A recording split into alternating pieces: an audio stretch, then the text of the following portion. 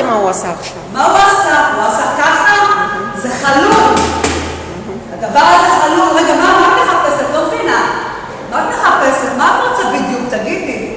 מה הקטע שלך? צלמי אותי, יופי. אם את תבואי אליי הביתה ותעידי עליי ועל בעלי, אוי ואבוי לך.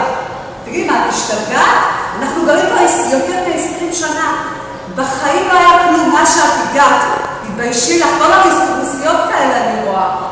מאז שבאתם הסמכתם את המדינה, כולכם זונות, לוקחים גם את הבעלים. מה? זה ידוע, לא? בטח, כן, ידוע. זה ידוע. יש לי אח שהתחתן עם רוסיה, והיא בגדה בו, ויש לי אחלה אח, את לא מבינה איזה אח יש לי.